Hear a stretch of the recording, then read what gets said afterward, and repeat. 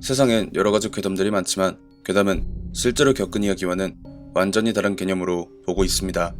검통 공포라디오, 오늘 들려드릴 이야기는 시청자 금빠따님이 보내주신 이야기로 제조업 공장에서 일을 하던 시절에 겪은 이야기라고 합니다. 과연 어떤 이야기일지 지금 바로 알아보겠습니다. 첫 사회생활을 시작했던 제조업 공장에서 일할 때 겪었던 일입니다. 제가 제조업 근로자는 아니었고 사설 보안업체에 고용되어 해당 공장에서 야간 보안대원으로 일을 했었습니다.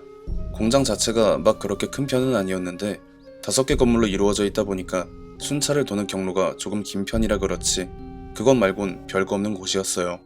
물론 제가 제보하는 이 이야기에서 등장하는 문제의 화물 엘리베이터가 있는 그 건물을 제외한다면에 말이라는 조건부가 붙지만요. 이전에 야간 보안 근무자들은 각각의 동을 A동부터 E동으로 이름을 붙여서 일을 했었는데 유독 C동의 순찰을 돌 때면 각 층을 순회할 때마다 화물 엘리베이터가 작동을 했다고 하는데요. 정말 기가 막히게 1층 순찰을 돌고 다음 층으로 이동을 하려고 하면 화물 엘리베이터가 열리고 2층 순찰을 돌고 다음 층으로 이동을 하려고 하면 또다시 화물 엘리베이터가 열렸었다고 합니다. 가장 큰 문제가 그 공장은 근로자들이 야간 근무를 하지 않는다는 겁니다. 즉 화물 엘리베이터가 작동이 되는 게 불가능하단 말이에요. 그래서 보안 근무자들끼리 불문율로 화물 엘리베이터가 열리면 고정 스위치를 눌러서 움직이지 못하게 하고 순찰을 돌기로 합의를 본 게 제가 입사하기 5년 전의 일이었습니다. 그렇게 제가 입사를 하고 대대로 내려져 온 선배들이 정해놓은 불문율에 따라 C동 순찰을 돌 때 화물 엘리베이터가 열리면 고정 스위치를 켜고 순찰을 했었죠.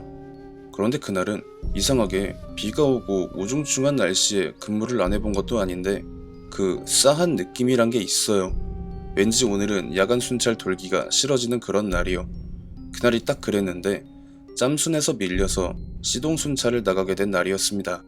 1층 순찰을 다 돌고 2층으로 올라가려는데 여느 날처럼 화물 엘리베이터가 열리더라고요. 불문율대로 고정 스위치를 누르려는데 화물 엘리베이터가 사람이 들어가거나 나오면 센서가 반응을 하면서 센서 장치 소음이 울리거든요. 그 소리가 나는 겁니다. 저는 분명 화물 엘리베이터에서 3걸음 이상 떨어져 있었어서 저 때문에 나는 소리는 아니었습니다.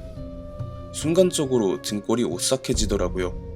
그래도 일단은 눈에 뭐 보이는 게 없으니까 혼잣말하면서 고정 스위치를 누르고 나온 저는 2층으로 올라가려고 계단 쪽으로 갔죠. 그런데 또 그 센서 소음이 울리는 겁니다. 정말 너무 무서워서 당장이라도 건물 바깥으로 뛰쳐나가고 싶었는데 또 그럴 수가 없잖아요. 애써 무시하면서 2층으로 올라간 저는 순찰을 다 마치고 3층으로 올라가려고 또다시 계단을 밟았죠. 그 순간 정말 눈으로 보면서도 이해할 수 없는 상황이 펼쳐졌습니다. 분명히 1층에서 고정 스위치를 켰던 화물 엘리베이터가 2층에서 문이 열리고 있는 거였습니다. 한 몇 초 동안은 너무 어이가 없어서 아무런 말도 안 나오다가 머릿속에서 막 회로가 돌아갔죠. 선임 중에 누가 나 놀려먹는다고 장난질 치나 보다 하면서 스스로를 위안을 주면서 1층으로 가려고 했죠. 아 선배님 장난치지 마세요.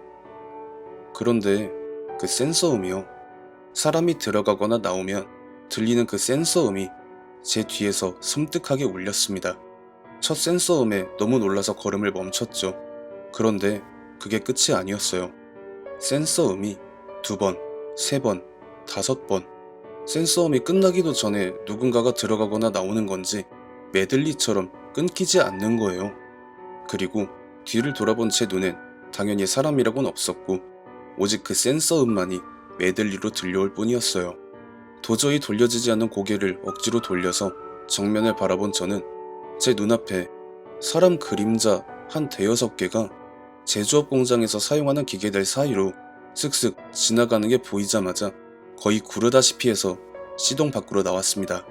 나오는 과정에서 기계 여기저기에 부딪힌 건지 팔이나 다리 부분이 찢어져서 피가 흐르고 있더라고요.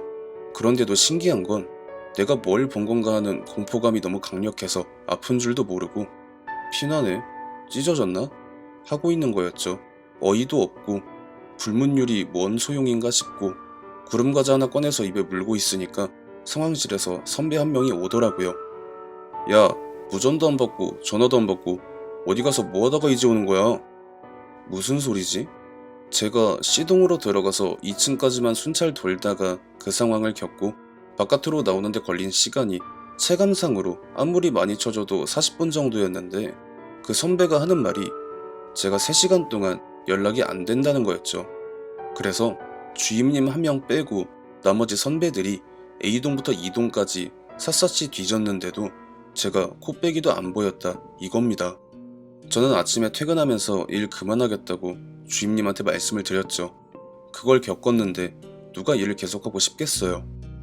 주임님이 제 얘기를 듣더니 야, 불문율이 왜 생긴 건지 누가 말 안 해줬냐?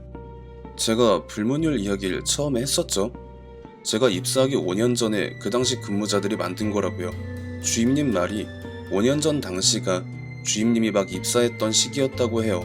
그때 선배 중에 3명 정도가 제가 겪은 일과 거의 비슷하게 겪고 나서 불문율이 만들어진 거라고 말을 하면서도 이상하다 합니다. 불문율이 만들어지고 나서부터 5년의 시간이 지나는 동안 그 누구도 그 일을 겪지 않았다고 했거든요.